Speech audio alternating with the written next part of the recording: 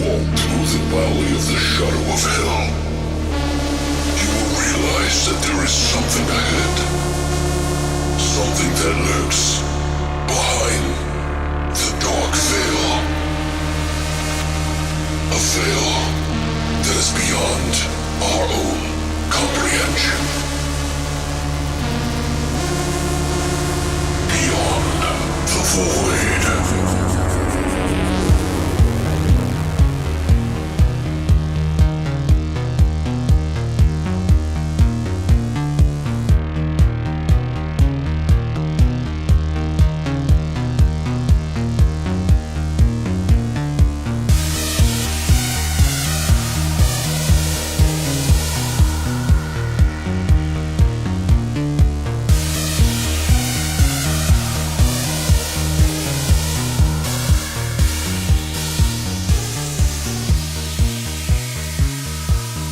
What's up, guys, and welcome back to a Thursday edition of Beyond the Void Horror Podcast. That's right, we're back in our continued adventures of John Carpenter in but Vegas. Fucking in space. I'm just kidding. Yeah, that's a great movie.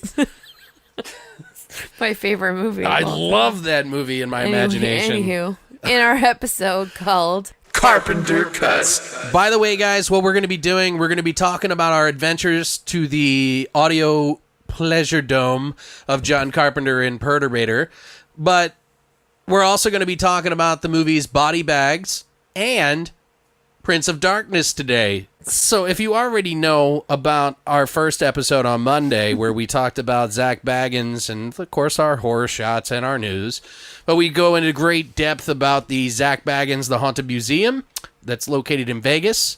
After we went to that, we actually went to another little adventure at the Hard Rock Cafe at the Joint to go see none other than horror master, great John Carpenter. That's right. And he was accompanied by someone who's from the UK. He was actually on a tour out here in the US, but Perturbator made a special appearance in Vegas for the Joint, and it was fucking awesome. It was amazing. It was pretty fucking great, man. Like, I don't know. Like, just the venue was amazing. I love the Joint. It's super fucking great. The drinks are outrageous. That's everywhere in Vegas. That's actually like tame in pricing compared to every other club. It's like LA drinks. A regular nightclub in Vegas, their drinks are like $30 per drink. 15, 30, yeah. No, like $30 for Really? a vodka fucking cranberry. Well, it's all like about flashing that $30. cash. Yeah, unless you're a girl and you have a vagina, then it's not as much money. Yeah, we were talking about that. Like, girls get the fucking treatment out in Vegas Yes, because we do. guys will pay it.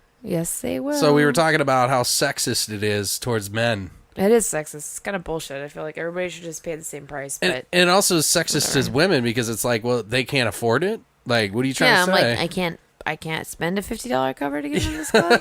I don't want to. I guess they just have a high But I can. amount of men who frequent. It's always the mentality of they want more women in their clubs than they want men in their clubs, and it makes them seem more appealing to everybody, which I understand. But as a woman, I don't want a club full of chicks. I want a club full of dicks. I was gonna say it, but it's like, it's like we don't want a club full of competition. I mean, I don't want a club full of dicks. I want a club full of tits. Clits. Jesus, clits! Throw your clit in the air. I want a club full of clits. Yeah, throw your clits in the air, girls. I just don't care. Yeah. But I want a club full of fucking dicks and clits. I don't care. Like, Jesus I don't give a Christ. fuck. So should we talk about it? Like, let's. How do we let's keep talking? Let's talk about dicks. Why not? Yeah. We usually do on the podcast. We do. Dicks and clits. It was probably heavier in Clits the and dick dicks. area before you got on the show. It was. With Mike and Patrick, I think. I brought the clit to the podcast. You're welcome. Yeah, Mike brings a lot of dicks to the podcast. So we went to the show, and we knew that Perturbator was going to go. I, at first, only knew that Carpenter was going to be playing, so I didn't even know Perturbator was going to go. And then a few days before we went, I was like, oh, shit, this is going to be badass. I still didn't know what it was. You didn't know who Perturbator was? No. Really? No. I caught on when a bunch of our friends went to the Perturbator and I don't know who else. Oh, dude, we got to tell the story. Here. What story? We got to tell the story of how you ran into some people you knew. Tony! Yeah. Yeah. So go ahead. So we got, like, really nice seats. Like, we picked dead center group. Like, there was center, and then there's, like, I don't know how to explain it. Like, there's left stage, right stage, and center group in the front. And we picked the center group. It was called Gold 2. There's, like, 12 to 15 rows back from the stage, right in the center, which is where, like, sound is prime. Right. And that's... It was perfect. Where our seats ended up being. Interestingly enough, I went to go to the bathroom, and, like, on the way back from the bathroom, I see this fucking glorious blonde vixen standing there, and I'm, like, making awkward, like, I'm not even making awkward, I'm staring at her, like, super uncomfortably, and I'm trying to do this, like, weird, creepy, like, do I know you thing? Like, it was really weird, so I'm glad I did know her, and it was who I thought it was, because I would have looked really fucking creepy to anybody else. Right. But, I'm thinking it's her, but I'm not 100% sure. Anyways, but it turned out being my friend Tony, who was the original Lady Thor, for all of you cosplayers out there, or who follow cosplay or chicks in cosplay or whatever. But she was the original Lady Thor with her glorious fucking abs and everything. She's a fantastic cosplayer. Oh, that's who that is. Yeah. And then she's there with her boyfriend Wes. Okay. But yeah, so I ran into her and I'm just like, what the fuck? Like we're talking, and Wes really wanted to go to the Haunted Museum, and they ended up not going because it was closed on Sunday. Oh, yeah. And so they were asking, like, if it's worth it, if it's worth going, and I was explaining to them that it was, and we're talking about it, and then I was like, all right, well, I should probably go and find my seat, and I'm like, where are you guys at? Did you get a seat, or are you, back here? Because there's, like, general standing admission, too, like, back by the bars. And, like, oh, no, we got a seat. And I'm like, oh, cool. I'm like, what section are you in? Like, we're in, like, Gold 2. And they're like, oh, we're in Gold 2. And I'm like, yeah, well, we're in row PP. Haha, PP. And they're like, we're in PP, too. And I'm like, fuck you. No, you're not. And she's like, yeah, we're in seat 14 and 15. I'm like, we're in 17 and 18. 17 and 18. Like, how weird is that? What the fuck? One, like, we didn't know they were going. No. Two, they happened to be in the same row. Two seats away. 2 seats away. Yeah, it was so fucking cool. How weird. That literally means that they were buying tickets at the same fucking time. Yeah, it was the coolest shit ever, and I really wish the boring-ass lame couple that was next to us wasn't there, because I just wanted to hold Tony's hand the whole time, but I couldn't reach him. The one to your right. Yeah, the boring couple to my right. The couple that were next to me on my left were really fucking cool. They were cool. Tim and Heather, me and Tim were, like, talking, like, nonstop. Yeah, they were cool as fuck. Yeah, they were really fucking cool. We were talking about synthwave. We were talking about horror movies. We were talking about just about everything. So if you guys are listening, I told you guys I'd give you a big shout out. Big shout out to Tim and Heather. Super fucking cool couple. Super awesome people. So glad I got to hang out with you guys at the show. You guys made that, like, so much better for me. Yeah, they were really cool. I wish they were closer. I know. Me. I wanted to hang out with them afterwards, but I felt bad because we had no idea what the fuck we were doing. We didn't. And the people to my right were, like, extremely stoic and boring. So. Yeah, they were like, I'm enjoying the show. They didn't move. They were robots. I am enjoying the show. It was the weirdest shit ever. I'm like, are you enjoying the show? Like, I am so excited. I didn't even think they were breathing. I wanted to check his pulse.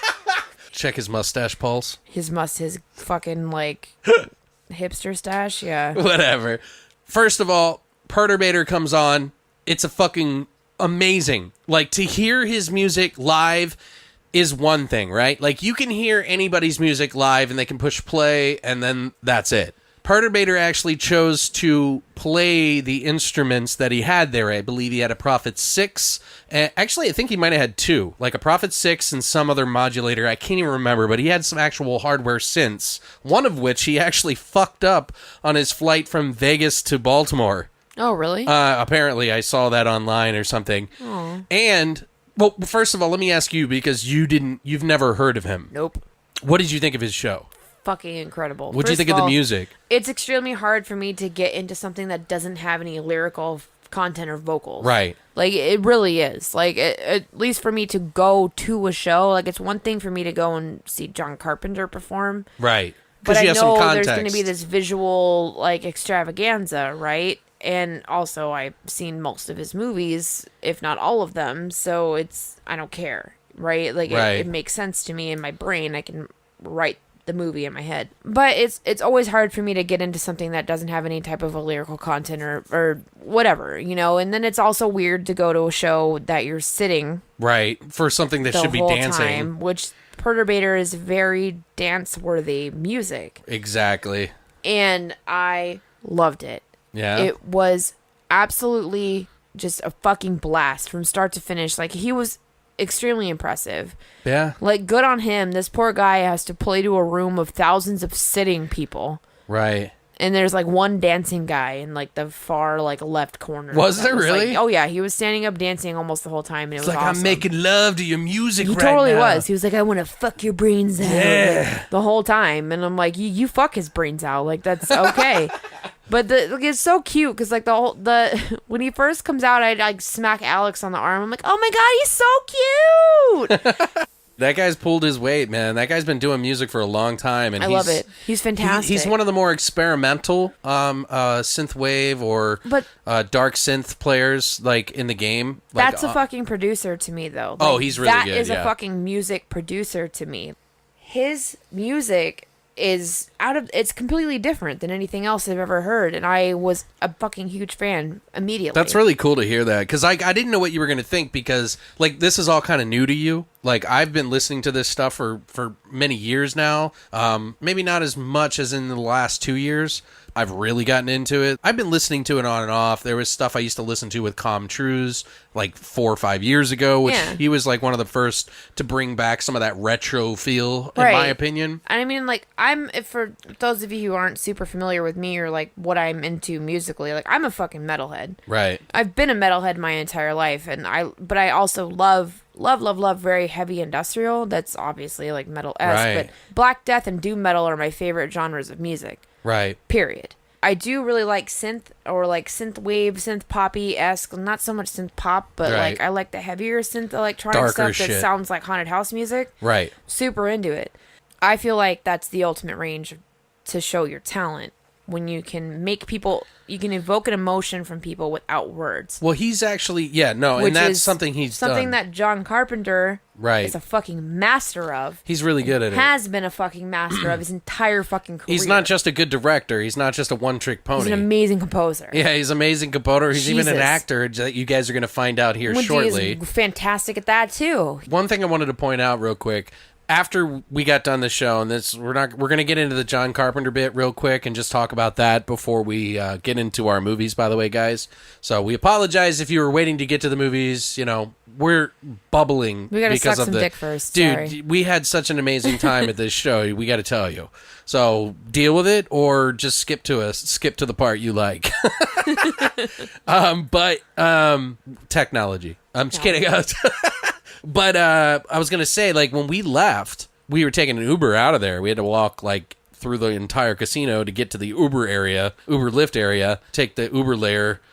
Uber layer. Yeah, it was like a whole out. fucking Batcave entrance. And then Brittany's like, hey, is that him? And I looked over and I was like, yep, that's him. That's Perturbator right there. Mm-hmm. So, and then one of the funny things, I didn't tell you about this, but I thought was really funny. He could totally see me staring at him through the window, by the way, which I'm pretty sure he was uncomfortable. He said, back from Vegas where I got fucked up, lost 20 grand, opened for a legendary filmmaker, and retrieved the platinum chip. Proud man here. Oh. He had 20 grand to lose. I know, like, little son of a bitch. I know, dude. Was he like 12? I want to lose 20 grand at 12. He's got to be in his 20s, but motherfucker. You know, a lot of these synthwave players are big into metal and electro and shit. Carpenter Brute is one of those people. He is also one of those people. Ghost is also one of those people. They like metal. Well, yeah, I mean, there's such genres as fucking, like, technical metal. You can write guitar riffs with synth, and that's what I've used in some of the music I've done, so it's interesting. I feel like some of them are, like, really into different stuff than what you would expect. Oh, big time. To jump into John Carpenter, who played after Perturbator, John Carpenter has he knows how to make a mood for movies. Some people appreciate him, like most people appreciate him heavily, but not everybody. Not every track that he's ever done is like perfect. But I think that he brings a particular flair to stuff. You can't reject songs like Halloween. Like, it's simple, but it's effective and it works. Everyone knows the score for Halloween. Right. And then you start to get into like the bigger fans who are into like The Fog, and which is actually a pretty good track. It always kind of reminds me of like Fulci stuff. Or shit that never made it to movies. Oh yeah, like Fabio Frizzi stuff. Like, it reminds me of that a little bit sometimes too. But that was the times, you know. And I feel like John Carpenter has like a kind of like a rock ballad sort of synth feel to him a little bit. Like, he's got like a bluesy thing He's too. like the Bret Michaels of horror. It's so weird. Like, he does so many different styles, like, and he combines them into his John Carpenter-esque stuff. So he went on tour. He played up next for us. It was John Carpenter, Cody Carpenter, his son. God damn, I can't think of the other guitarist who was really good, man. The lead guitar player was incredible. Dude, man. And then he had a backup bassist and another guitarist, a rhythm guitarist. And a drummer. And a drummer. So it was like this full 6-piece band. John Carpenter, of course, played the keys on all the stuff, and it was like they redid a lot of the tracks. They did the Christine song that they did a music video for.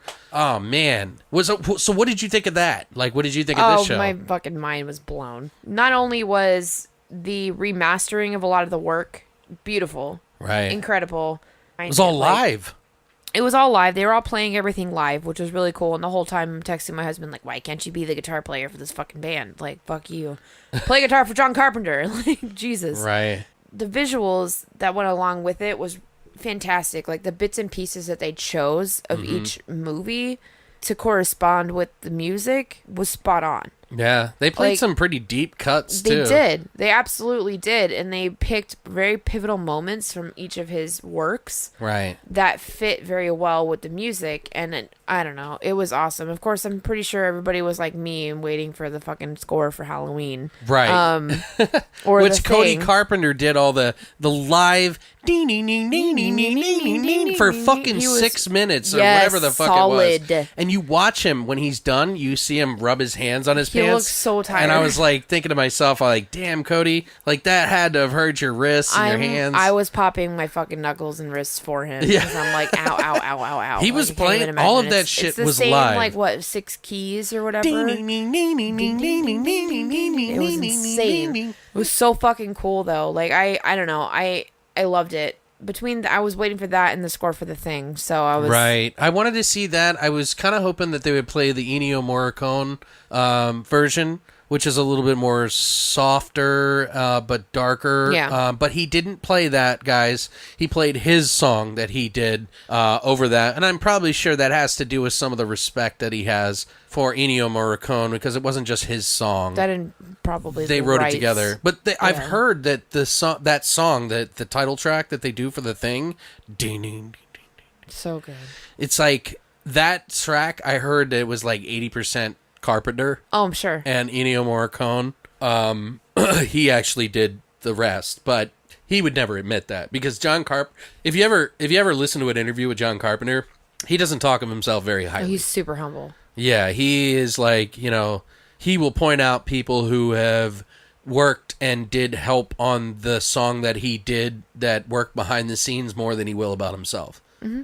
So he's pretty vocal about things that he doesn't like. He's very much like the person that's going to give credit to the guy who cleaned up the mess from his breakfast that morning. Yeah, right. Before he would give credit to that himself. helped him give him the better day because he actually cleaned it up for him. Right. Or that fetched him a water when he was parched or something. Yeah, like, it's things like that. Like, that's one of the things that I love so much about him, because he's very humble and he's always been that way, and I like that. I mean, I'm sure he's like most of us that'll toot their own horn when the moment presents itself. Sure, yeah. And you know what? He played a lot of the stuff live, and it was really great to see how excited he was. He made some jokes on stage. A lot of it was written, you know, but it was fucking John Carpenter, so I wasn't complaining. One of the things that I'm going to be posting this week for you guys, by the way, if I haven't already posted it by Monday, is I'm going to be posting the full In the Mouth of Madness score that John did, which I thought was one of my favorite of the night. That was top 3 for me.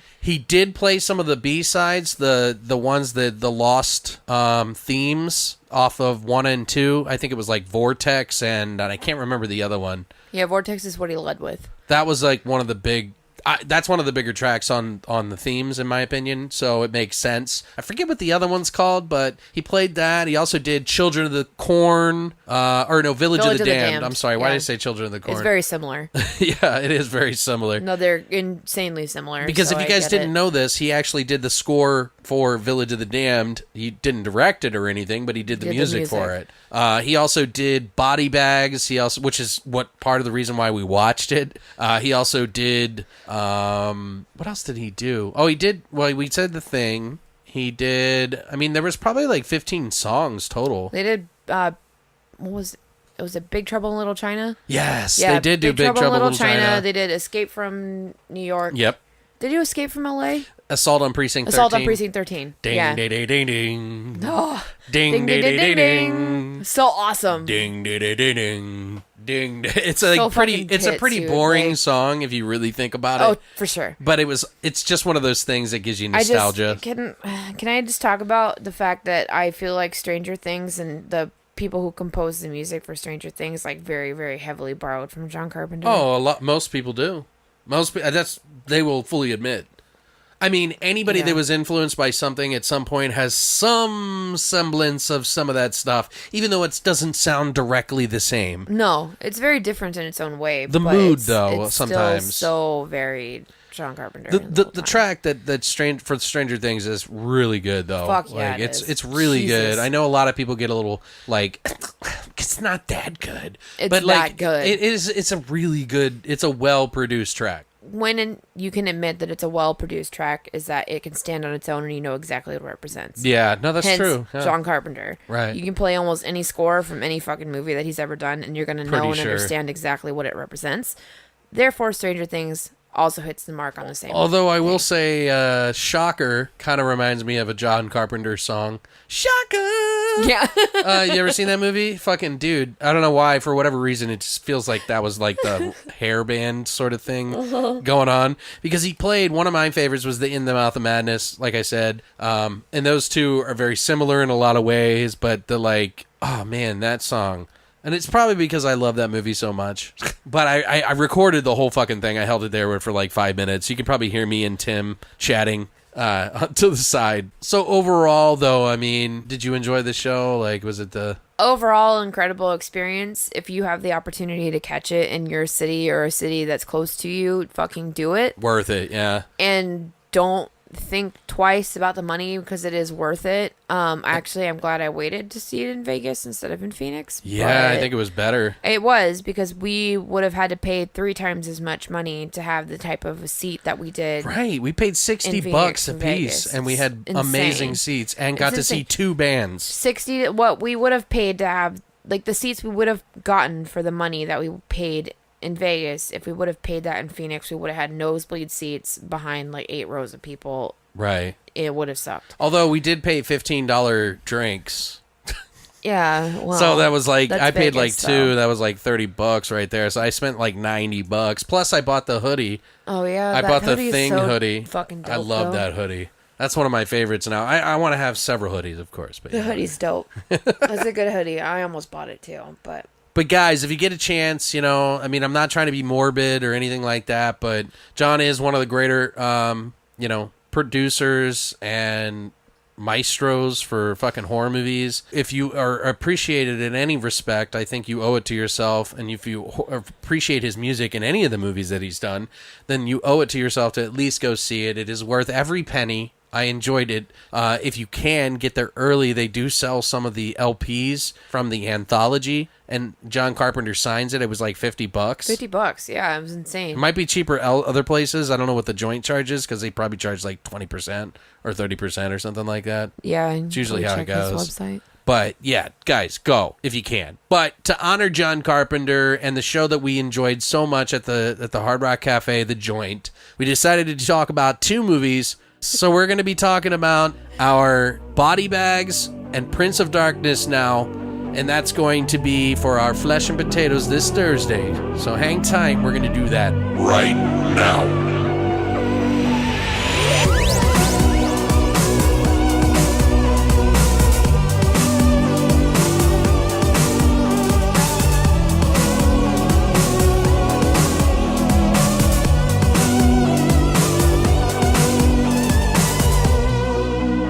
All right, guys, and we are back for our Flesh and Potatoes of our segment we are calling Carpenter Cuts. So we're going to go into that right now. We're going to kick it off with Body Bags.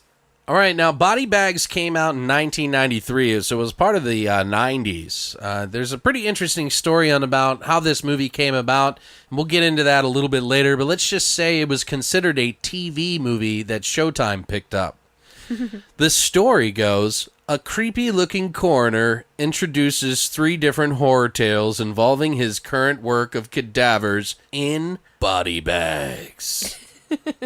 So it consists of 3 shorts, technically. It's an anthology. You got The Gas Station, Hair, with both of those have been done by Carpenter, and then the movie The Eye with Tobe Hooper as the director. Oh.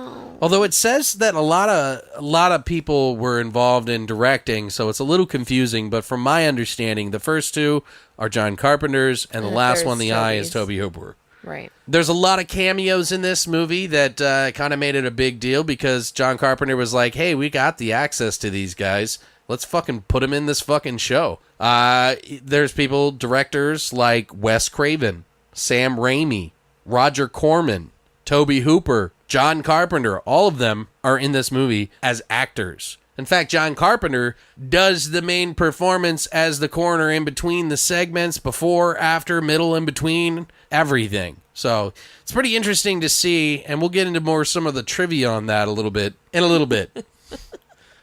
This was produced also by John Carpenter, Dan Angel, and Sandy King, who have also worked on many Carpenter films. I believe Dan Angel has actually worked on a lot of TVD productions and stuff, so this was a little bit newer to him, I think. Sandy was kind of, she was brought on because she's been doing it for a long time, so they've worked together many times. The music was done by John Carpenter himself and Jim Lang. Practical effects were done by K&B, of course, Robert Kurtzman, Greg Nicotero, and Howard Berger. So they did this, and Greg Nicotero stars in this movie as well. Not stars, but he does a cameo in this movie as well during the hair segment. There's quite a few actors in here. I'm just going to kind of shoot through them because I don't want to get too into it. There's too many to list. So if you don't know these names, I urge you to check out the movies that they've made because they've done a lot. You got Tom Arnold, Robert Carradine, Peter Jason, who has been in a lot of Carpenter movies. He was in Prince of Darkness. He was also in the Mouth of Madness. Carpenter loved this guy, and I can see why, because he's fucking good. He's a character. Molly Cheek, David Naughton, George Buck motherfucking Flowers, who I fucking love. And apparently George has been in a lot of Carpenter films as well.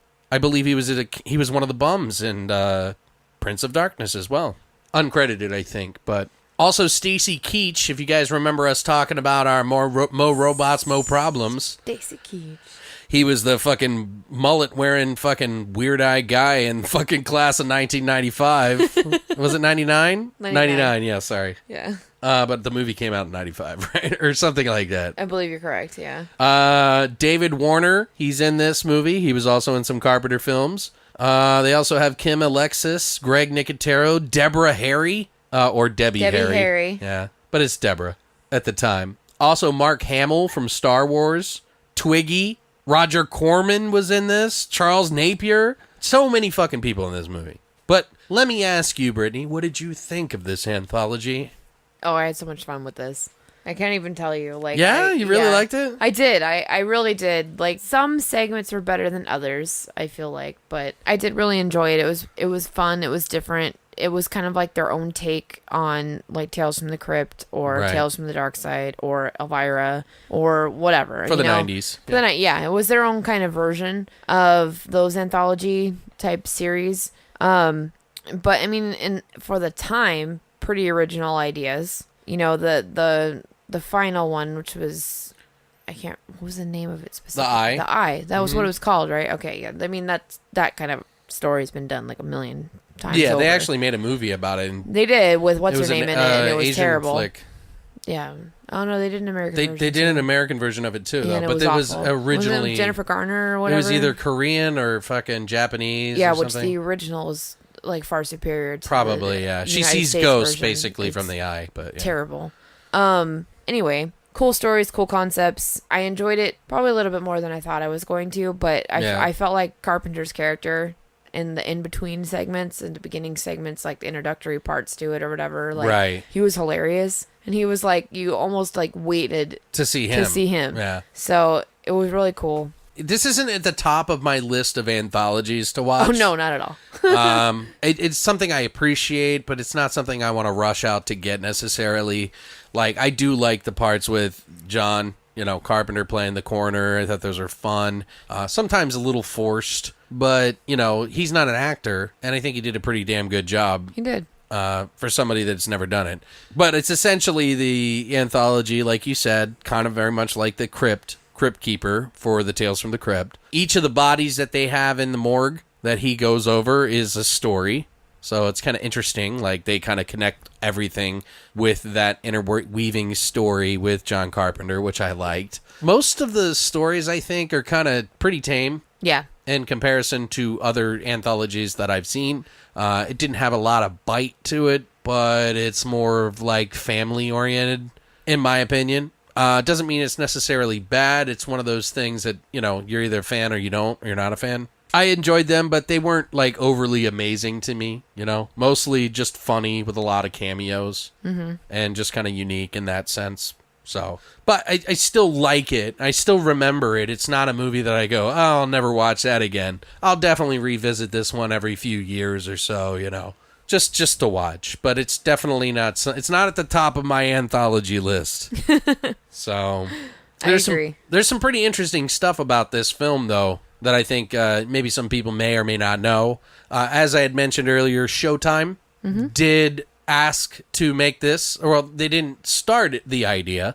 It was something that was written for John Carpenter, and Sandy King was the person who would, if it was something that John Carpenter wouldn't like, they would give it to Sandy King.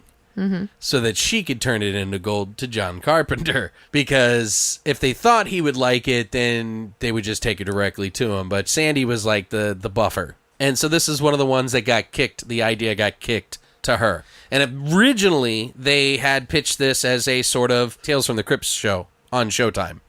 And after they made like 2 of the episodes, Showtime just kind of canned it and said, we'll just make an anthology TV movie out of it. And that was that. So it never happened. John Carpenter actually even said that he didn't even really like anthologies. He never has. So he wasn't very fond of the idea to make into a movie. So he thought, well, hey, we could do this as a TV thing, no problem. Like, I'm cool with that at the time. Now TV is like so big, you know what I mean? It's not like the schlocky TV show stuff anymore. Like, they actually dig deep into the stories now. So, Right. Stacy Keach, who we were talking about with the crazy eyes, famous actor in the 80s and 90s and stuff. He was actually in Up in Smoke. He's like the officer. He's in a lot of shit. Yeah, he's in some of those movies, but he's really over the top kind of crazy guy.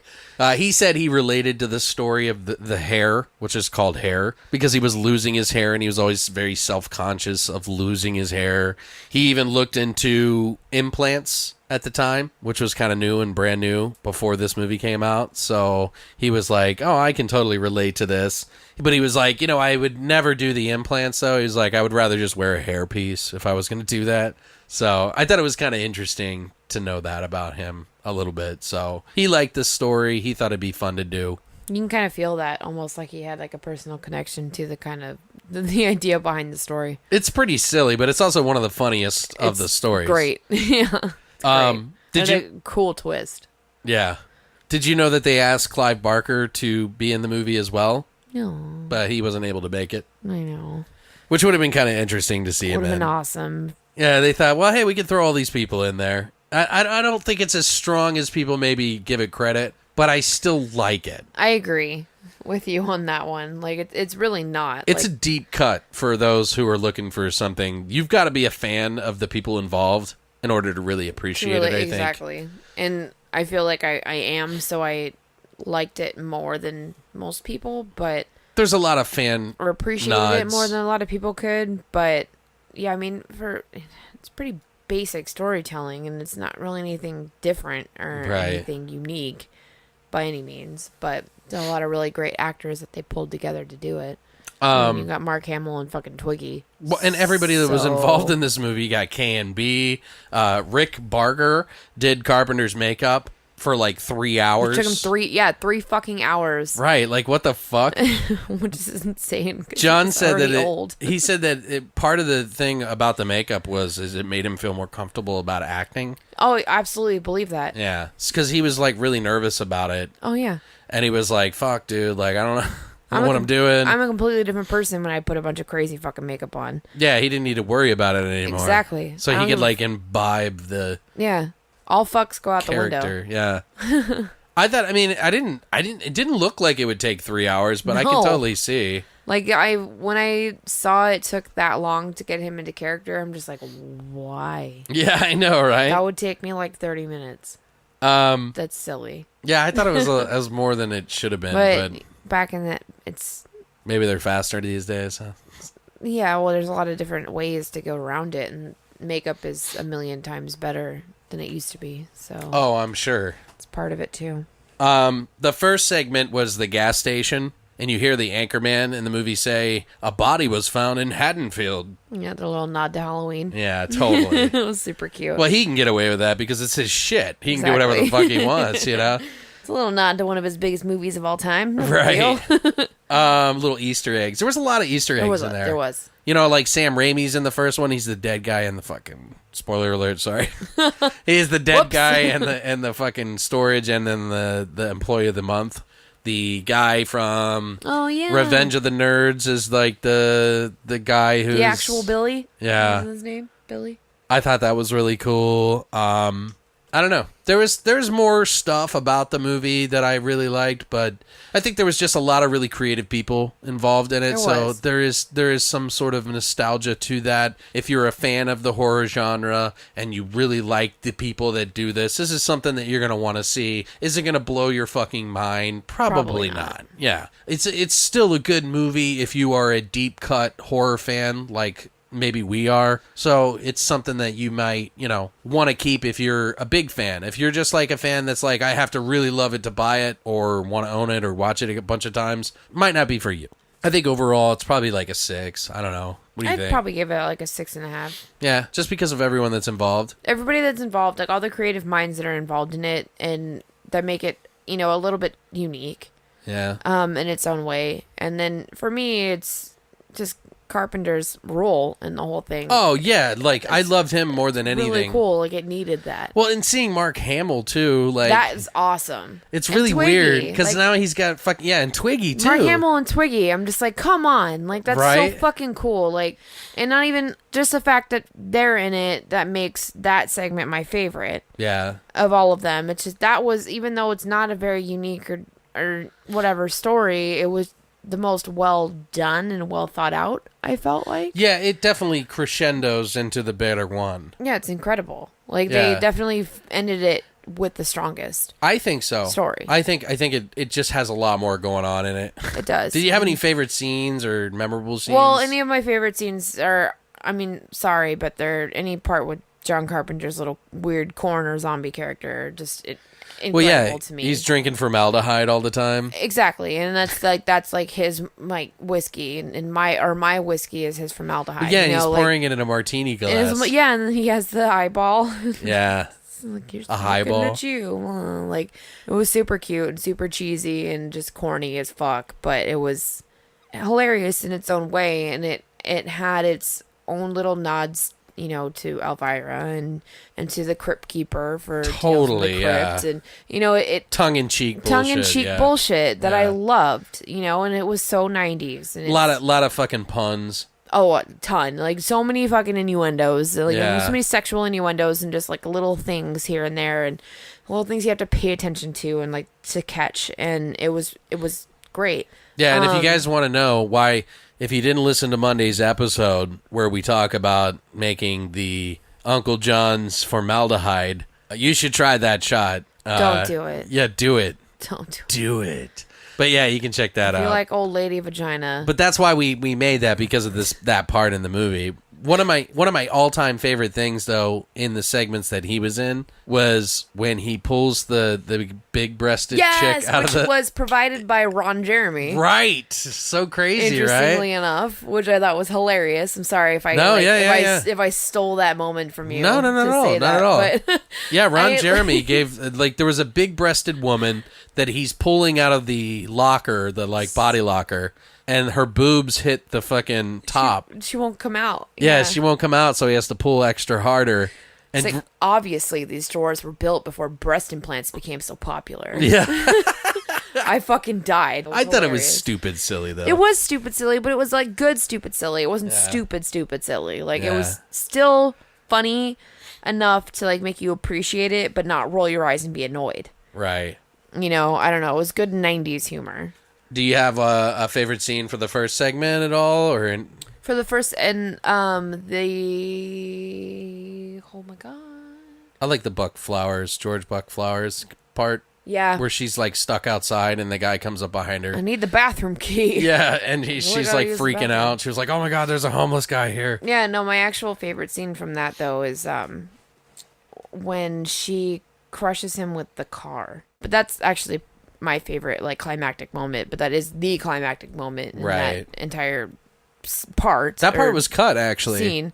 But that's fucking cool because it's one of the most graphic ones of all of the three. Right. Honestly, it's really not, but I mean, it's just this fucking river of blood that shoots out of him, and it's ridiculously awesome. But there are so many things that I had problems with that idea of that story. I'm just this is stupid. Yeah, there is some pretty Why major would you flaws. when she first runs and goes into that car that's on the fucking electronic jack? Why? And why is that where you would go, you fucking idiot? And it's a truck. Why would it have crushed him? Yeah, it's not even there's still space. Once it's the not like a regular hit car. The ground, yeah, there's still all this space before it would actually crush him. If it's a lowrider, that makes sense, but it's not. It's a truck. It's a full-on fucking farmer truck. That doesn't make any sense to me. You can get under a truck. It's totally fine. Yeah, I could fit under there, even at especially if you're fit. You know what I mean? That guy's fine. Even at my fattest form, I could still fit under that fucking truck. And not get crushed. It just is silly. I don't know. That chick was gorgeous, so I did like staring at her and her butt the whole time. She was super cute. Also, it was a cool. But what I liked about that was that it was most realistic, probably, of the three. Oh yeah, it wasn't as far out there. Because that's something that could absolutely fucking happen. Right. The idea behind the story is definitely something that could happen. It was a serial killer. It's more based in reality. Yeah, exactly. And so it was intriguing, but I knew. The second it started, I figured it out. Yeah. I have three of my favorite scenes from this entire movie are from the second entry. The hair. Oh, I loved it. Well, it's called hair. Yeah. Yeah. I love that one. That shit made me laugh. Twist. No, it was fucking hilarious from start to finish. It's my favorite strictly because of entertainment value. Yeah. But the twist at the end of it, I didn't really see coming. Right. So that's why I liked it as much as I did, is because it wasn't as predictable as the others. Okay. He was the guy that, by the way, that's the guy from Waxwork. So it's just interesting, One of my... The doctor? Yeah. Yeah. There was a couple of scenes, and they're just weird. Some of these are really obligatory, but I'm going to shoot through 3 of these that I think are really funny, and then you can shoot in. But Hair, the second segment, there was a part where Greg Nicotero from KMB Practical Effects, Stacy Keach sees... before he gets his hair done, because essentially the story is this guy's losing his hair and he doesn't want to lose it. He's really obsessed with it. He tries all these creams and sprays and paints his fucking head and shit, which that was pretty funny too. It was hilarious. But he finds a doctor who can give him a full head of hair. And one of the scenes, they show Greg Nicotero walking with long hair, because he has long hair. He always has. He's got a full head of hair. And they put him in the movie And I just thought it was really funny because he looks kind of like a rock star, and He's he so like cute. swings his hair out, you know? Yeah, it was so glorious. Like, I was like, yeah, you get that, Greg Nicotero. Like, I'm into it. But before they do that, when he sees that, he Stacy Keach's character, who wants to get his hair done, tries this spray enamel that he sprays on his head, and he thinks it's like okay, and his girlfriend that he's seeing at the time comes over to his house, and he's just smiling like, hey, check out, like, I look good, right? I feel good. And she's like, did you paint your head? Who painted your head? Yeah.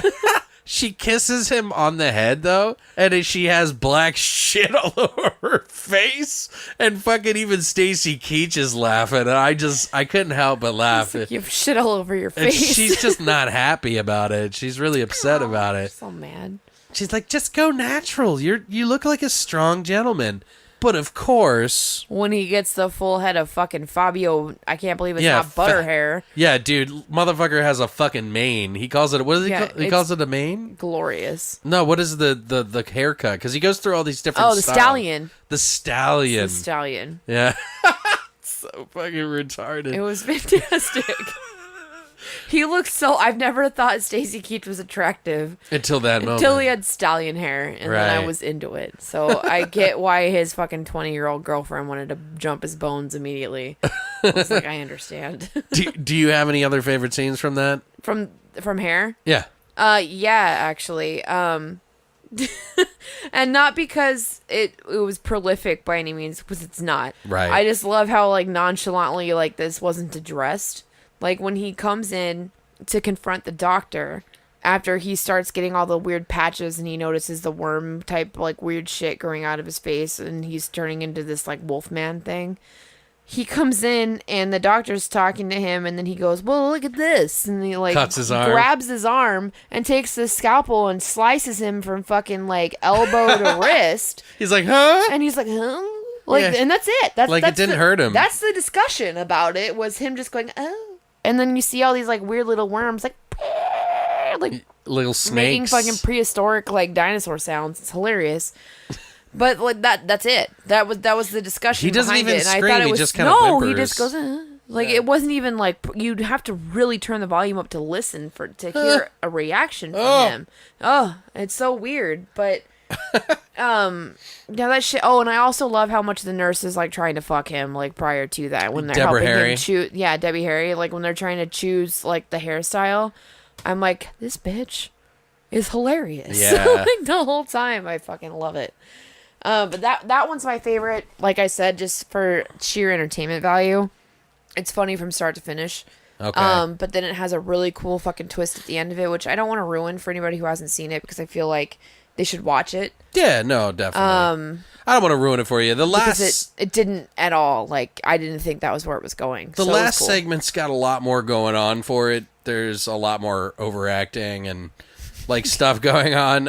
Mark Hamill A stars lot of in it. overacting. Mark Hamill's like Mark Hamill is a baseball the prime player, and he plays like offender. a redneck kind of guy who's a baseball player. Super annoying. He's driving the car late at night. He gets into an accident. He's a successful baseball player. Minor league. Minor league, yeah, but he's going to But be he's into about to hit he's the about to pros. hit the big leagues.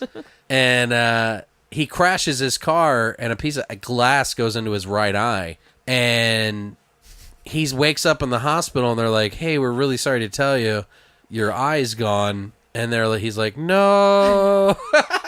This is how I see the ball with this eye. And I'm like, oh my God, calm down. Right, and then Roger Corman and this other famous actor, Yager, I can't remember his name, he comes in, and they're like, yeah, we can fix your eye if you want. This guy over here, he's done a lot of surgeries on stuff, so he's like, fuck yeah, if there's a chance I can see again, I want to be a baseball star. This is what I do, I got to do it. So they talk, they have this conversation.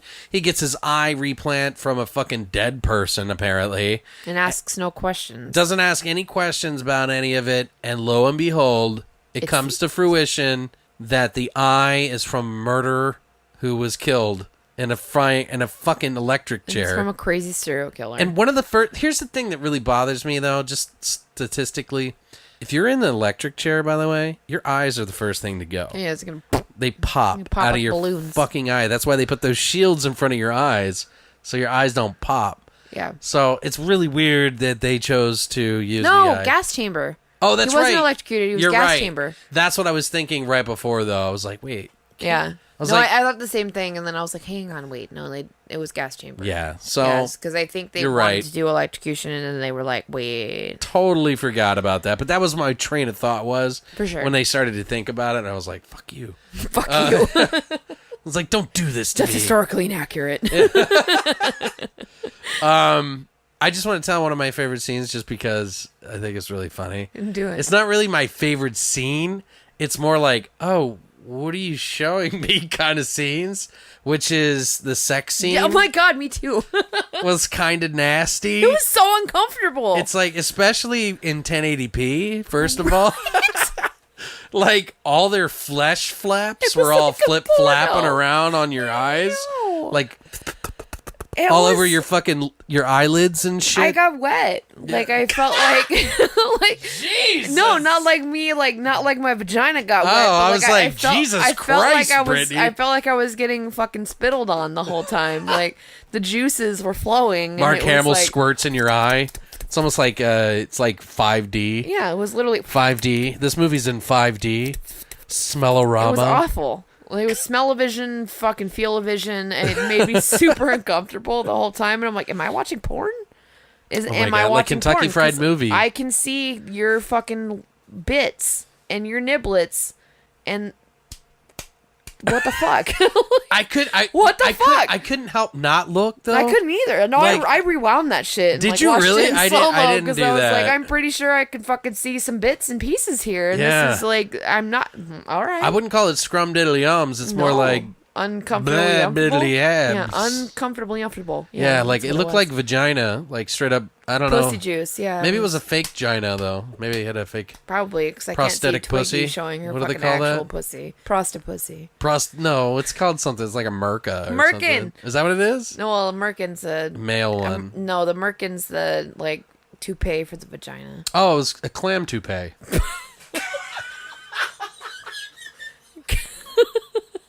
Sorry.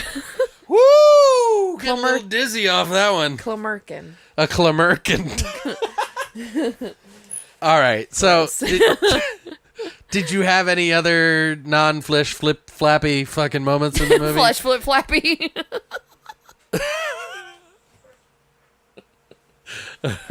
Did you have anything else? No. Okay. I don't So know. we're good. I did like that segment probably the best out of the three. Yeah, it definitely has But a it lot more felt like going it- on for it, but the second one's probably my The favorite. second one's the funniest by all Yeah. means, but the third one I felt like was the most well thought out of the three. Okay. Yeah, no, despite- it's more legit, I Despite the think. weird, juicy Merkin sex scene. Yeah, sorry, John. I No know, offense. but thanks, Toby, the late great Yeah, Toby are you gonna Hooper. argue with us? Toby's the late great. The you late know? great. You're still alive, John Carpenter. You can't argue with us on this. But no, I don't know. Like I liked the scene when he's first starting to realize that shit's like getting weird for him. Going When crazy. He's looking out the window and the fucking topless chick pops out of the ground. Right. That was pretty cool. Right. She also had nice boobs. I don't remember that. There was What? too much dirt. You what don't I- remember her nice boobs? 'Cause First they of were all, really I nice I boobs. rented it from the Microsoft store on my Xbox. Oh, but you saw And the it fucking- 1080p Merkin pussy? No, that part was in clear, like no pixelation, like Not the fucking full on dirt flip nipples. flashing, flippity flap, 1080p flapping, flip flaps all over my flip flappy lips. I'm sorry, I don't know what I'm saying. You said I'm a little flip-flapping like 18 different ways. Just because flip flap just sounds But disgusting. the best part is that you just like recircle back to flip flap. Yeah, you just flip set flap. it 18 different directions. Yeah, it's the flip flap. But it was still flip flap. Every way and shape and form of the word. It was flip flap. Well, that's what it looked like. It just looked like a jumbled mess But of it was flip like flaps. switched literally 18 different directions. Yeah, It was hilarious. flip-flaps. I didn't think you could come up with 18 different words for flip flaps, but that was great. No, but what happened was when I rented it, it kept dropping down to below 480p. Oh. Well, Like pixelated as fuck to 720, 480, 1080p, and I had to fucking get my money back because like shit was fucking up. It was pissing me off. It was distracting me. Well, Dirt and Hips has nice boobs, so you can just take that from me. Those Well, are some good tits. I think that's pretty much all we need to say about that movie. If you guys are interested into anthologies, it's definitely something for the fans to check out. That's for sure. Not one of the best anthologies, in my opinion. No, but it's worth it. Yeah, some people Give it a love watch. this. It's fucking funny. You'll thank us later, or Yeah. you won't. All right, so we have another movie to talk about. What is that movie, Brittany? We do. It is a little fucking him jam or Jim Jam or fucking whatever. It's a little flick called Prince of Darkness, which was released in 1987, Booyah. which Alex was 30. I'm just kidding. What the fuck? I was 10. Wait, I was 10. This movie was directed and written by John Carpenter, but this was actually his first movie that he took credit for as Martin Quatermass. Oh, I didn't know that part. Interestingly enough, if you look at the credits and watch when it's written or who it's written by, it's Martin Quatermass, which is one of two of the weird like alternate identities that he goes by for shit that he writes. So I don't understand why he does it, but man, a lot of people do that. A lot of writers So do they that. can get away with shit, pretty like much. Shel Silverstein and blah blah blah, like a million other people. But anyways, the music was obviously done by John Carpenter and also Alan Howarth. Howarth. Sounds about right. I'm gonna say Ho, cause Ho. Alan also did movies such as Halloween 2, 3, 4, 5, Curse, etc., etc. Probably every Halloween film except for the original. Right. He also did Big Trouble in Little China and a lot of other shit. This stars my lovely love Donald Pleasance, Yes. who of course, John Carpenter loves, apparently. he does because he uses him in many films. Actually, a lot of people that are in this movie, this was either the first of many John Carpenter films that they worked on with him, or just one of many. I thought he did a good priest, too. He plays a great priest, and the role of the priest was actually written specifically for him. John Carpenter wrote 3 roles in particular for specific actors for this movie because of his enjoyable experiences with working with them on prior films, which I thought was really interesting. But if you're not familiar with Donald Pleasance, shame on you, first of all, but he's obviously Loomis in Halloween. He was also in Escape from New York and Spectres. It also stars Peter Jason, who played Dr. Leahy. I think Leahy? that's right. Yeah. Yeah, this is when the whiskey interrupts how well I pronounce things. So sorry, guys. There was other people? Peter Jason is another actor that John Carpenter loved and Right. worked very, very closely with. He was in His The Mouth of harem of Madness, actors and Mortal actresses. Kombat, The Karate Kid. He's in a million fucking movies, and he's incredible. Also has Jameson Parker. Oh my god, he was in fucking Karate Kid. Yes, he was. Holy shit, I totally didn't think about that. Right? He's a fucking Karate Kid. Also has Jameson Parker, who plays Brian Marsh, who is in one of my personal favorites, The Bell Jar. No clue. Oh Jesus, get familiar. Jack. You ever seen The Plate Wing? No. Neither have I. You fucking dick. Victor Wong is Professor Birack or whatever, who is probably most well known for his role in Big Trouble in Little China. Fuck yeah. Which is one of John Carpenter's most underrated fucking films, in my opinion. It's incredible, and It bombed in the box office, This yeah. is one of his only, if not biggest, bombs at the box office. Prince or... No. Big Trouble in Little China. I don't know if it's the biggest, but it is... It's one of the biggest. It bombed, but it has made its money back more than any of the other movies the it did. cult following, for Yeah. sure. But in its release... It's like old Jack was Burton used to say. fucking horrible. He's also in Tremors, which is notable to me. Oh, that's right. because Yeah, he's I the store fucking owner. Love Tremors. So it also has Lisa Blount, who plays Catherine, who is not in a whole lot of stuff, but a couple cuts that you guys might know her from is in What Waits Below or Blind Fury. Susan, I'm going to go through this really quickly because there's a lot of really notable people in here. Yeah, but I sure. don't want to dwell a whole lot of time into it. Susan Blanchard, who played Kelly, the only reason why I credited her is because she's fantastic and the whole progression of her character is fucking phenomenal, but she is also in They Live. She is, that's right. I remember Dennis that. Dunn, who plays Walter, who was also in Big Trouble in Little China, Year of the Dragon, and The Last Emperor. Another person that was brought back multiple times in multiple John Carpenter films. And then last but not least, even though he has kind of a small, subtle little role in this, it's not really subtle because you can tell who he is from the beginning, but it also stars Mr. Alice Cooper, Right. who plays the street schizo. Right. And I don't feel like I need to say anything else that Alice Cooper has done, because if you don't know who Alice Cooper is, you need to stop listening. I'm not a Or big go fan listen to him, at of his least. music by any means, but he is an awesome person. He's an icon. Incredible fucking human. And for those of you who live in Arizona, you've probably at least met him once, and he's really cool. I haven't. Anyways, this film had a about estimated $3 million budget, Right. which is pretty low. Yeah. I feel like, especially for a horror film with the amount of heavy-hitting actors that it had Sure. at that time. But it did gross $14 million in the United States. Almost 15. Almost 15 over time, but in its opening weekend, it grossed 4.6 mil, so it made its money back in full. Right. Opening weekend, just in the United States. So Yeah. that's pretty fucking tits.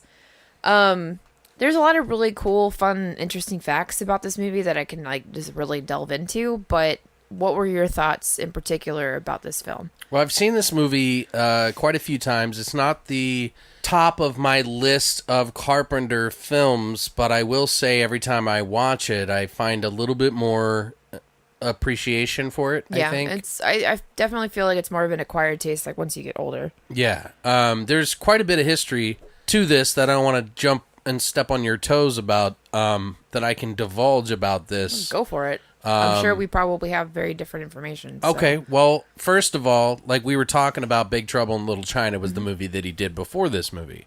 It bombed, and it bombed hard.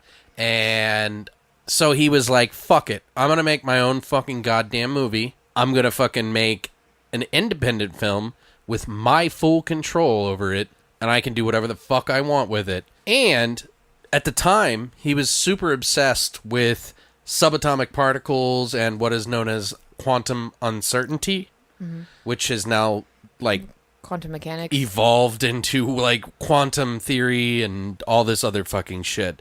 But what he essentially tried to do that I really fucking adore is try to take science and religion and mash it into one in a way. And I'm not talking Scientology here, guys. Right.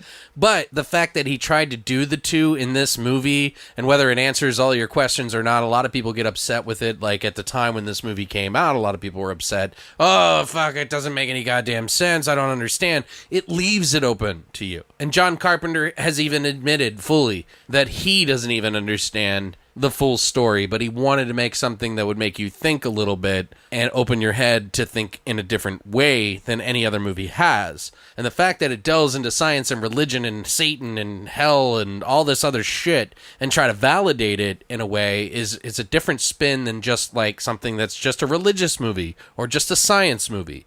It's somewhere in the middle, and I think that in particular is super interesting and unique. He pays a lot of homage to a lot of fucking movies and books. He even calls the Catholic Order of the Brotherhood of Sleep, which is actually a classic H.P. Lovecraft sort of thing. It's like briefly mentioned in some of the stories where they talk about the Brotherhood of Sleep. Very briefly. It's not a huge thing, but it is interesting. At least from what I've read, I don't know on his full works because I still haven't finished everything that H.P. Lovecraft has ever written. It's not insanely graphic by any means, but it's still pretty fucking amazing with the stuff that they did. It's super fucking creative, and it really shows you just, how John Carpenter, if you let him do his own thing, he'll come up with some fucking pretty crazy shit, which I really appreciate. This is one of his most underrated films to me, is The Prince of Darkness, because there is so many notes of like different types of horror movies in this and different types of thought and things. Like sometimes I get like the vibe of Lucio Fulci in this movie. Absolutely. Just like some of the creatures, like the I don't know how to explain it. Well, his entire take on like the quote unquote zombies that they turn into is very Fulci-esque. Right. Which I loved and appreciated about it. Like he kept it very more like a little bit more along the lines of a like hive-minded zombie. Well, it's like it's a physical manifestation of Satan. Right. Or the Antichrist. Which is technically, right? It's really well, it's technically like the son of the anti-god. The anti-god. Yeah. And then fast forward to later on in the film where they're trying to summon Satan. Right. And they talk himself. about it, though. They talk about that the Antichrist, or the son of the anti-god, crash landed here on Earth millions of years ago, like well over 7 million. Mm-hmm. And then fast forward, however many years later, like millions of years later, somehow this order of the sleep has somehow captured it. It's not a creature, guys. It's liquid. It's a green liquid sludge. Yeah. Which looks like a fucking lava lamp, which it technically was. It's so fucking cool. But the cool thing is that it crash landed here millions of years ago. So in a way, it's almost like The Thing. But also, like, if you've ever read Dean R. Kuntz, Phantoms, it's very much like that, combined together. Yeah, but it's in its own, like, little realm. It's like some creature that is, like, worshipped and sort of thing. I don't know. I just really like that. It's super cool to me. I like that they try to bridge the gap between religion and science. I agree. I thought that was a noble attempt. Whether they did it successfully or not, that's like for some like crazy ass fucking theologian that could fucking come up with something like that. What I appreciated probably so much about this was that this was his return to horror after he did Starman and Big Trouble in Little China. Right. This was his big fucking comeback, but he didn't make it easy on himself. Which is what I really appreciated about it, is that he went with complex ideas and took and played around with the whole religion and science concept and the quantum mechanics and whatever the fuck he was doing and fucking ran with it and didn't shy away from it. And they shot this fucking movie in a little over 30 days. Right. Which is insane. Yeah. Like, when you really look at this and try and dissect it down to little bits and pieces, and you think that this took a month for them to film, that's nuts. Yeah, they did a good job, I think. They did a great job. Like, I also feel like this is one of his most underrated fucking movies. Yeah. Like, as much as I love Halloween and I love The Thing, which are two of my favorite Carpenter films of all time, but I feel like that's almost everybody's favorite Carpenter films. But this is up there in my top 3 because Halloween started it all. It did. It absolutely did, and you can't not love Halloween.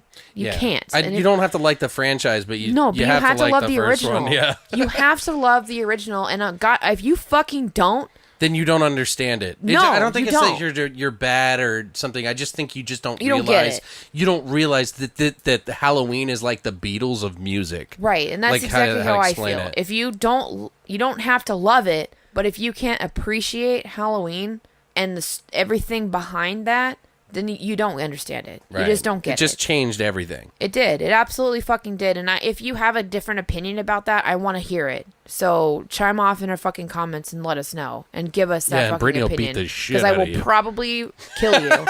But, no, I know I do sound like I'm going to fucking kick your ass. But I want to hear what your thoughts are. But No, already. One of the things that I really liked, actually, about the whole idea for this project actually came from Deborah Hill, which is a big producer that Carpenter's worked with many, many, many times. Okay.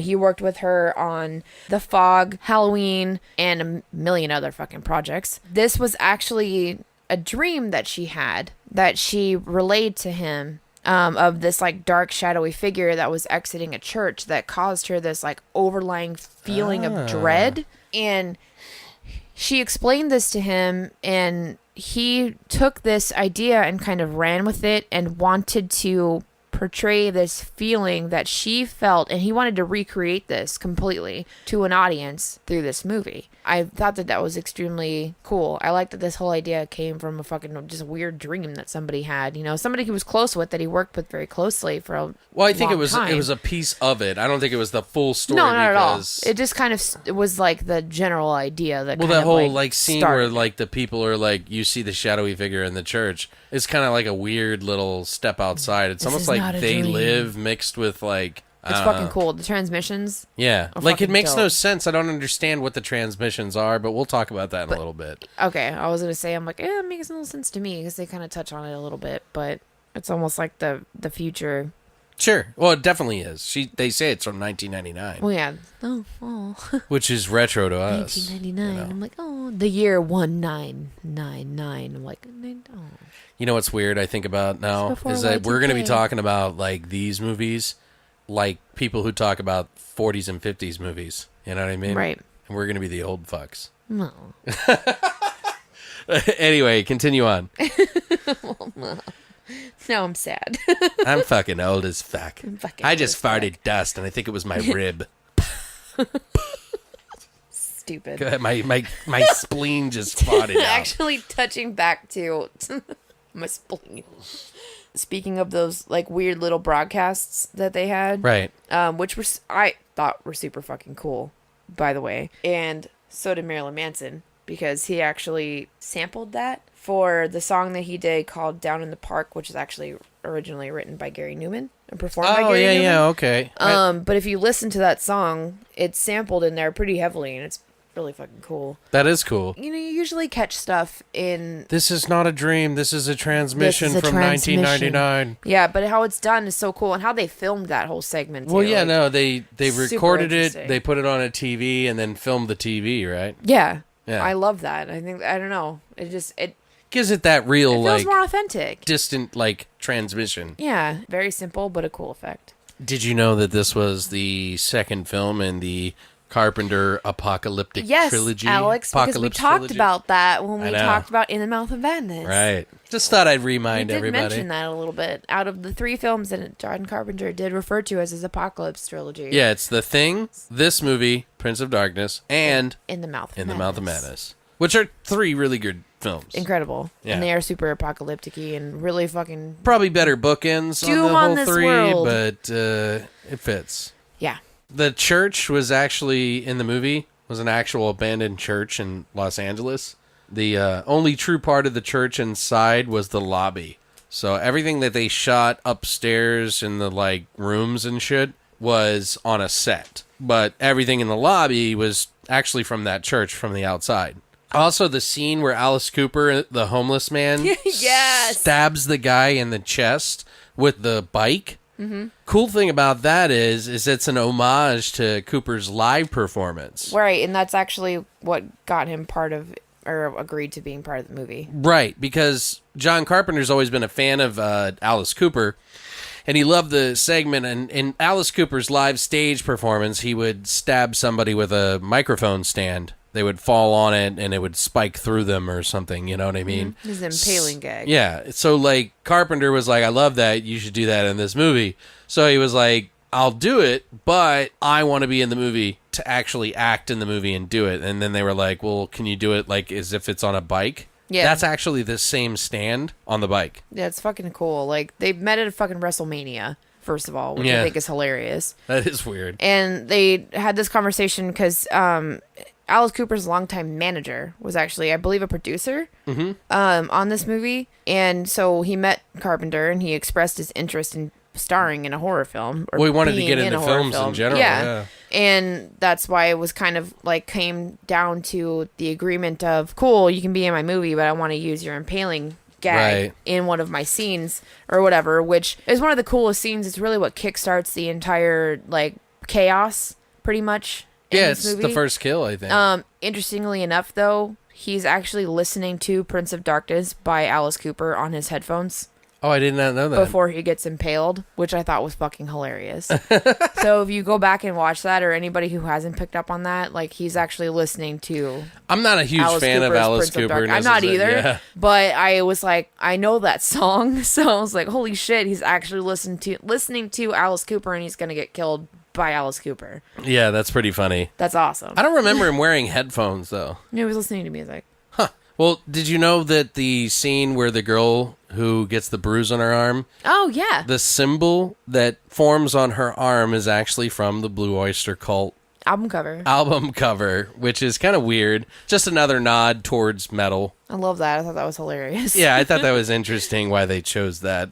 Also, the mirror scene was actually filled with mercury. That's so cool, where they dip the hand in, where the girl dips her hand in to ask her father. Or Satan. Yeah, basically anti-God. Yeah, how they did that is actually really interesting. As far as, like, how they ended up getting the mercury. Oh, go ahead. Because it's from mechanical pieces that were on the set, cranes and things of that nature that they had. They actually drained it from those pieces on the set to use it for the scenes. I don't know. I thought that was really cool because it's how they created that reflective silvery pool. And it gave them the exact effect that they were looking for. And I'm like, holy shit, you fucking drained that's just actual poisonous poisonous ass fucking mercury. Yeah.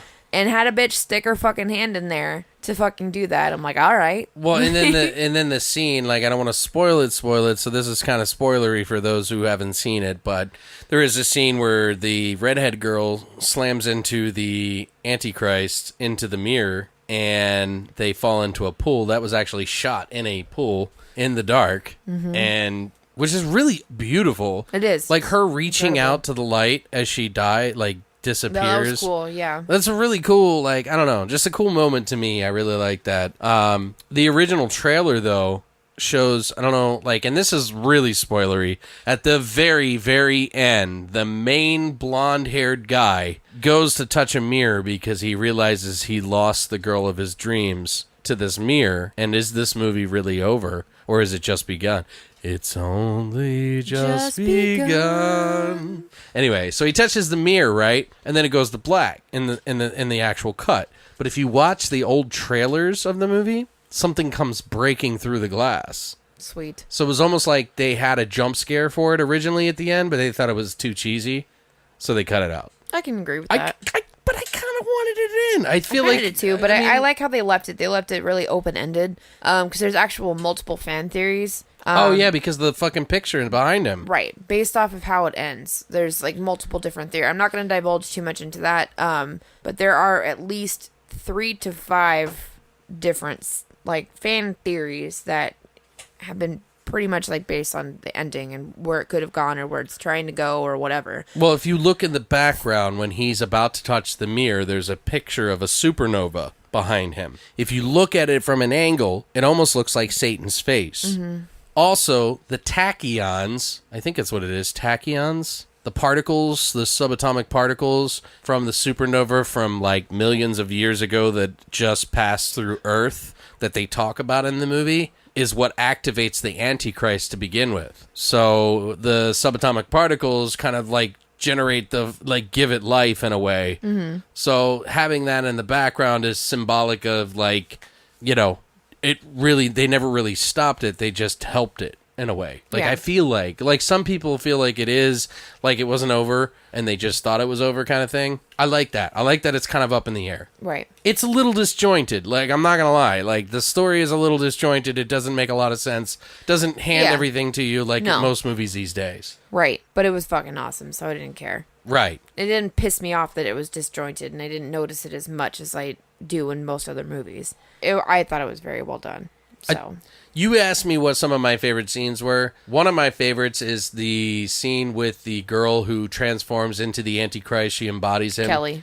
Yeah, Kelly. She's the blonde-haired chick. When she fucking starts to change and her belly fucking fills up and her stomach gets all big and, like, her sores on her face and shit, and then she kind of looks over at fucking Walter, yeah, and then moves the bed next to her because she's like got all this power because the essentially the ooze, the millions of years old ooze that crash landed here to Earth has to soak into the body of its host in order for it to basically fully come to fruition to pull the anti-god through the mirror, etc., etc. That whole scene is just fucking great. Mm-hmm. Like, I love that she looks at him. It reminds me of Fulci. It has, like, this weird, zony, like, I'm going to spit liquid into your mouth type things. Yeah, it's really kind of cool. It was awesome. I don't know. Her whole progression is, like, my favorite part of this entire movie. Because you don't really know much about her. She talks like a couple of times. You don't know shit about her. Like, you have no idea. It doesn't allude to the fact that she's going to be the chosen one at all. And all of a sudden, she's got this weird mark on her arm. Yeah, and she's why going because to sleep, she bumped into the equipment. Remember? Like, it was that so didn't make weird. Sense No, to me. none of it made sense. And this is part of the disjointed-esque part of it. But, like, you literally have no idea that she's going to end up being the chosen one. You don't think that at all. Like, if anything, you think the redhead's going to end up being the one that's the fucking chosen one. But that's not. Like, she ends up being the fucking martyr in the end, which is interesting twist or turn of events. But her progression...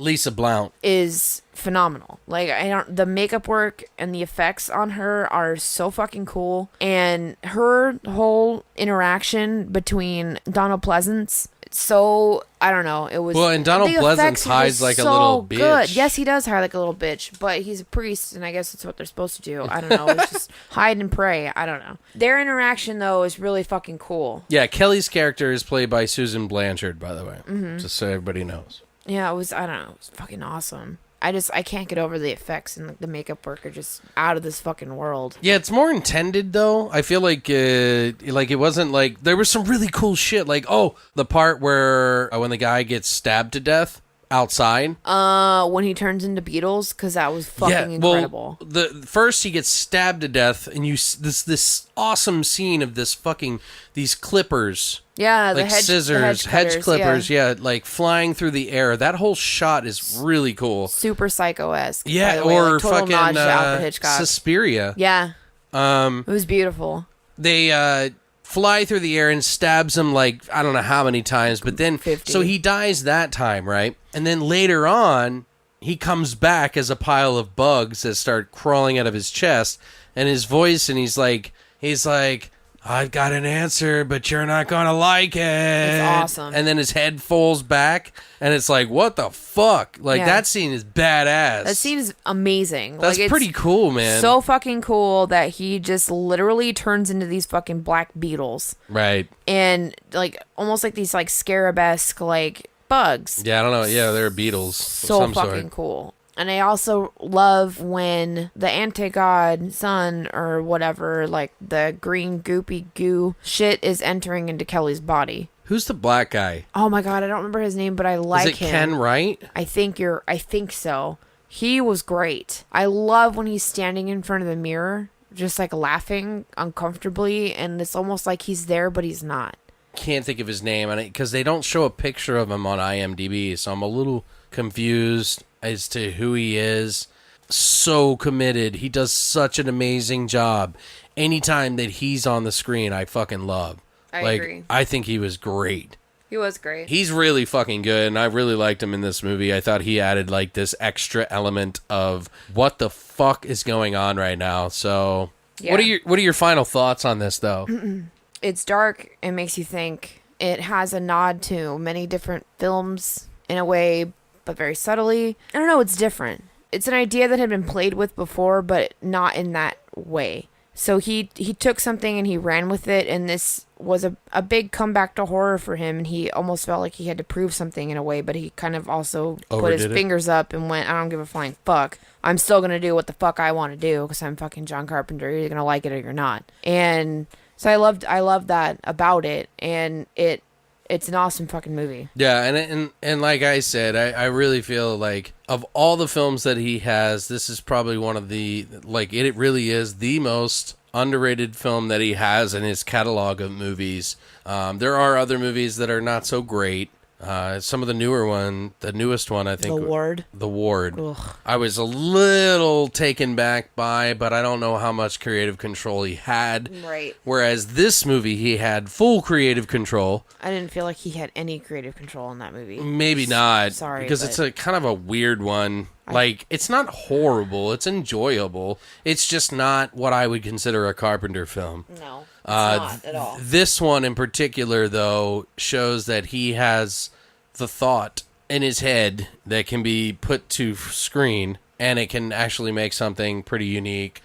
Is this one of his best movies? No. But it's a good movie. Yeah, it's awesome. I think it's like a 7 or an 8, at least. Like a 7, I think. Yeah. It's not perfect. It's kind of left up to whether or not you will like it or not. Right. Because it kind of dances on the line between religion and science. You're going to get a little from both, but you're also going to get people that don't like the movie because it tries to dance on that line. So, it may not be for everybody, but I actually really enjoy it. Same. Kind of like how I enjoy People Under the Stairs by Wes Craven. This is one of those movies that, I don't know, to me, it's just serious, dark, while it has some of the comedic actors from Big Trouble in Little China. That's a big thing. Donald Pleasance. Yeah, there's a lot of, like, weirdly fucking placed, like, comedy in here that's not necessary and actually pretty stupid, but right. It still kind of works in a way. Yeah, so I think don't so. know. It's not awful. I would give it a solid 7, maybe even 7.5, and that's strictly just because it is kind of all over the place. There's not a lot of structure, really. No, it does feel a little disjointed. But it's still a really cool flick. Yeah. If you haven't seen it and you are a John Carpenter fan, you have to watch his whole catalog. I'm still actively buying all of his movies that he's done. So it's, it's like I'm not perfect. I can't buy everything. But, as we do this show, we start to get more and more and more. So we even actually have next week's episodes that we're pretty much planning to do next week. So we'll tell you more about that in a second. But as far as John Carpenter goes, I'm really honored that we got to go see him in Vegas. I enjoyed watching Body Bags and The Prince of Darkness. I think if I had to pick between the two, I would go Prince of Darkness. I agree. I think that's probably the better movie. Body Bags is fun, though. It's, fun. It's like, hey, I got money, let's do this, It's not for everybody. But what do you guys think? Do you guys like these movies? Do you prefer one of the over the other? Do you enjoy Prince of Darkness, or do you hate it? Do you hate Body Bags? Do you love it? Like, let us know in the comments of any of our stuff that you find anywhere. And if you haven't already, please do go to longlivethevoid.com to check out any of our stuff. If you want to check out our horror shots, our grave plots, any of our segments, any of the stuff that we do, and maybe keep up with some of the reviews. We got some new writers. Actually got a new writer on top of that that's going to be writing for us, who's really awesome. Super fucking thankful that they're joining up with us to be a part of the team at some point. Sin Fury from Horror Amino, who I've talked to nonstop for over a year now. So, welcome aboard, man. I can't wait to see what you do. So, but other than that, thank you guys so much for stopping by. Next week, we are going to be talking about Slaughter High and a movie called Funny Man. So if you're interested in seeing those movies before we talk about them, here is your warning. This is your chance. Do it now. Do it. But it or die. Thank you guys so much for stopping by. So glad to be back. We missed you guys. Stay weird, monsters.